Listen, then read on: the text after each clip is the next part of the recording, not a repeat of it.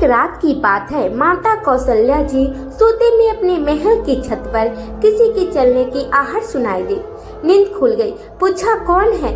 मालूम पड़ा श्रुति कृति जी छोटी बहू शत्रुघ्न जी की पत्नी है। माता कौशल्या जी ने उन्हें नीचे बुलाया। श्रुति कृति जी आई, चरणों में प्रणाम कर खड़ी रह गई।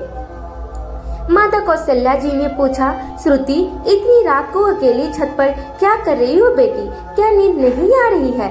शत्रुघ्न कहाँ है? श्रुति कृति की आंखें भर आई। माँ की छाती से चिपटी गोद में सिमट गई। बोली, माँ उन्हें तो देखे हुए 13 वर्ष हो गए। उफ! कौशल्या जी का हृदय कांप कर झटपटा गया। तुरंत आवाज लगाई।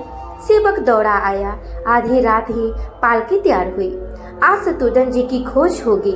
माँ चली। माँ आपको मालूम है शत्रुघ्न जी कहाँ मिलेंगी? अयोध्या जी के जिस दरवाजे के बाहर भरत जी नंदी ग्राम में तपस्वी होकर रहते हैं, उसी दरवाजे के भीतर एक पत्थर की शिला है। उसी शिला पर अपनी बाहों का तकिया बना लेटे मिले। माँ सिरहाने बैठ गई। बालों में हाथ फिराया तो शत्रुघ्न जी ने आंखें खोली। माँ उठ चरणों में गिर पड़े। माँ आपने क्यों कष्ट किया? मुझे बुलवा लिया होता। माँ ने कहा, शत्रुघ्न यहाँ क्यों? शत्रुघ्न जी की रुलाई फुट पड़ी। बोले, माँ भैया राम जी पिता की आज्ञा से वन चले गए। भैया लक्ष्मण जी उनके पीछे चले गए। भैया भरत जी नंदी ग्राम में है।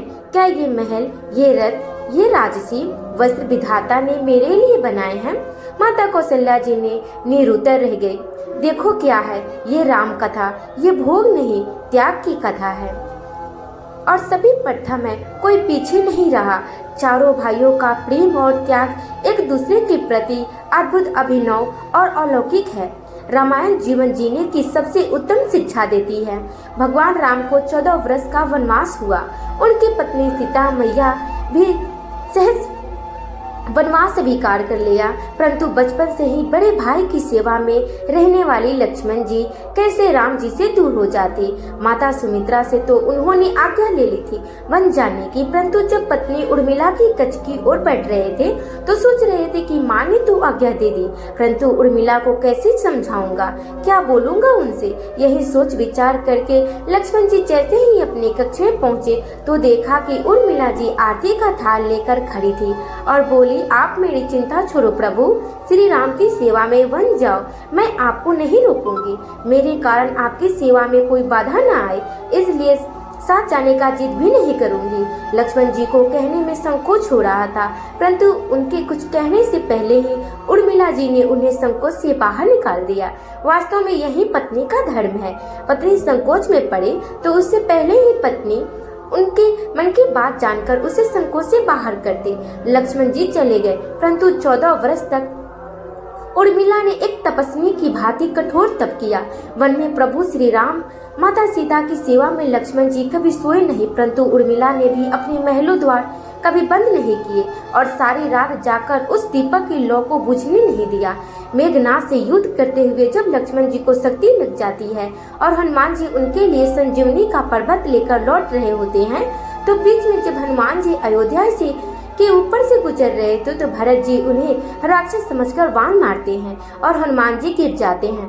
तब हनुमान जी सारा वृत्तांत सुनाते हैं कि सीता जी को रावण हर ले गया है, लक्ष्मण जी युद्ध में मूर्छित हो गए हैं। ये सुनते ही कौशल्या जी कहती हैं कि राम को कहना कि लक्ष्मण के बिना अयोध्या में पैर भी मत रखना, राम वन में ही रहे।